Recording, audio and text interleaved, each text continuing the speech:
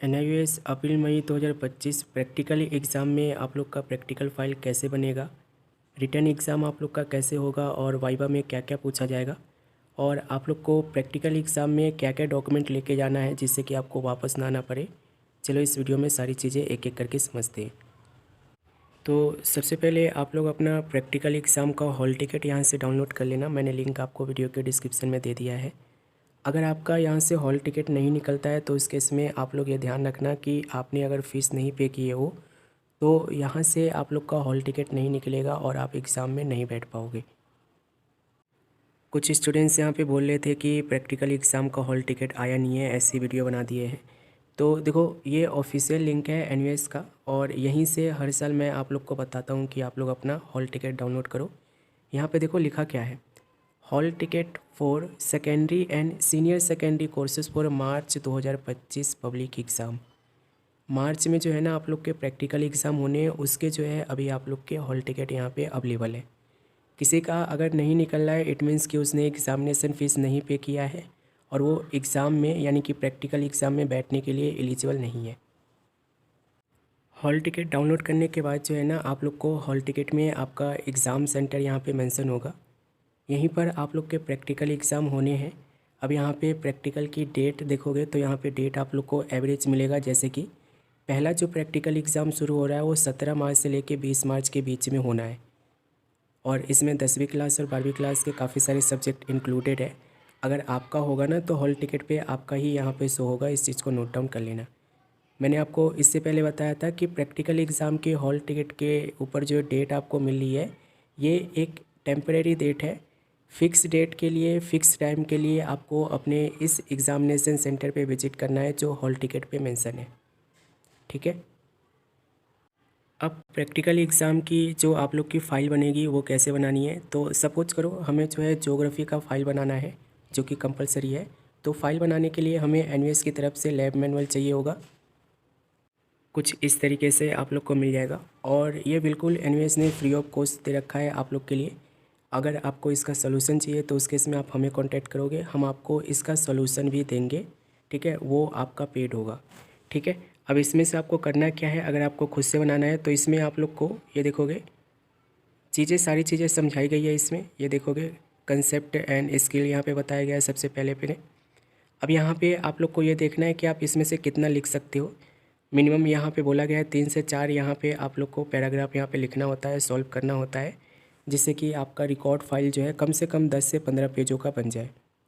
ये कंपलसरी है, ठीक है। तो इसी में से आप लोग को अपना फ़ाइल बनाना है देखकर और ये बिल्कुल फ्री ऑफ कॉस्ट PDF है, ठीक है। ये आप लोग को आपको गूगल पे NUS के ऑफिशियल वेबसाइट पे आराम से मिल जाएगा सभी सब्जेक्ट का, ठीक है। प्रैक्टिकल फ़ाइल बनाने के लिए जो सीट है वो आपको A4 साइज़ की सीट यहाँ पे आपको यूज़ करनी है, जो एक तरफ लाइन वाली और एक तरफ बिना लाइन वाली आती है। और आपको मार्केट में जो है कलरफुल भी मिल जाएगा, ब्लैक एंड वाइट भी मिल जाएगा, वो आपके ऊपर डिपेंड करता है आप कैसे पे बनाना चाहते हो। और प्रैक्टिकल टाइप की बुक्स भी, रिकॉर्ड बुक भी आपको मिल जाएगा जो कि किताब की तरह होती है, कॉपी की तरह, उसे भी आप बाय करके उस पर अपना प्रैक्टिकल एग्ज़ाम ये जो फाइल है ये लिख सकते हो। तो 2 से 3 नंबर का ये फ़ाइल आप लोग का बनना है, इसे आप लोग बना लेना, ठीक है। बनाने में कोई दिक्कत आएगा तो आप कमेंट करना, मैं सेपरेटली आप लोग के लिए एक और वीडियो बना दूँगा। रिटन एग्ज़ाम में क्या होगा यहाँ पे ये देखो जैसे कि आप लोग का ज्योग्राफी का प्रैक्टिकल एग्ज़ाम है तो प्रैक्टिकल फ़ाइल तो आप जमा कराओगे ही, साथ में आप लोग को रिटन एग्ज़ाम भी देना होगा जिसको आप लोग को यहाँ पे तैयार करना है। अब क्वेश्चन कैसे आएंगे वो आप यहाँ पे देखो। तो जो भी आप फाइल बना रहे हो ना, ये जैसे कि सपोज करो मैं इसमें से फ़ाइल बना रहा हूँ तो इसी में से मुझे कुछ क्वेश्चंस दिए जाएंगे जो कि मुझे आंसर करने होंगे विदिन 1 आवर या 1.5 घंटे के अंदर मुझे आंसर करने होंगे सभी के। और इसके लिए मुझे पूरा टाइम मिलेगा, आंसर शीट भी मिलेगी NUS की तरफ से, उसी आंसर पे मुझे लिखना होगा। जैसे प्रॉपर आपका थ्योरी एग्ज़ाम होता है ना उसी तरीके से आप लोग का प्रैक्टिकल एग्ज़ाम भी होता है, ठीक है। तो प्रैक्टिकल एग्ज़ाम में जो है ना आप लोग को ये ज़रूरी नहीं है कि आप मतलब रटा रटाया चीज़ें ही लिखो, जो आप लोग को समझ में आ रहा है उसे भी आप आंसर करके आ सकते हो, आपको प्रैक्टिकल एग्ज़ाम में मार्क्स मिल जाएगा। रिटन एग्ज़ाम की तैयारी करना बहुत आसान है, जो भी फाइल आप बना रहे हो उसको पढ़ के समझ के बनाओ, आपको मैं गारंटी देता हूँ कि आपको रिटन एग्ज़ाम में कोई दिक्कत नहीं होगा, ठीक है। तो फाइल बनाते समय ध्यान रखना। वाइवा की बात कर लेते हैं जिससे सबसे स्टूडेंट्स ज़्यादा डरते हैं। वाइवा में देखो कुछ होता नहीं है। वाइवा में जैसे मैं अभी आपको बोल रहा हूँ ना, समझा रहा हूँ या कुछ पूछ रहा हूँ, वैसे ही वाइवा में भी होगा। जैसे कि सपोज करो मैं ज्योग्राफी में आपसे पूछ लूँ कि भारत की जलवायु कब आती है, ठीक है, मैं सरफिरे क्वेश्चन भी आपसे पूछ सकता हूँ। तो इस तरीके के क्वेश्चन ही वाइवा में आप लोग को दिए जाते हैं। वाइवा कंपलसरी नहीं है, वाइवा जो है आप लोग के ऊपर डिपेंड करता है। अगर आप चाहो तो दे सकते हो और नहीं देना चाहो तो उनसे बोल सकते हो कि सर मैं कंफर्टेबल महसूस नहीं कर रहा हूँ, आप इसको ख़त्म कर दो मेरे लिए, ठीक है। प्रैक्टिकल एग्ज़ाम में आप लोग को क्या क्या लेके जाना है और क्या क्या लेके नहीं जाना है ये भी आप यहाँ पे समझ लो। तो इम्पोर्टेंट इंट्रोडक्शन में इन्होंने बोला है, देखो क्या बोल रहे हैं ये, for getting entry into the examination hall candidate must wearing original identity card issue bye NUS along with the examination hall ticket and a valid photo identity proof like Aadhaar card, pan card. कह रहे कि आपका जो है एक तो ये hall ticket होना चाहिए आपके पास, और एनयूएस की तरफ से जो एडमिशन कंफर्म होने के बाद आईडी कार्ड मिलता है वो होना चाहिए, और एक आपका आधार कार्ड या फिर आप कह लो कि पैन कार्ड आपके पास होना चाहिए। तब जाकर जो है आपकी एंट्री होगी, इस चीज़ को ध्यान रखना। और दूसरा पॉइंट ये बोले, carrying mobile phone, camera, bag, calculator and any other electronic gadget etcetera not allowed in NUS examination centre, ठीक है। तो मोबाइल वगैरह लेके मत देना। All the practical exam will be held the practical exam centre notified the concern regional centre.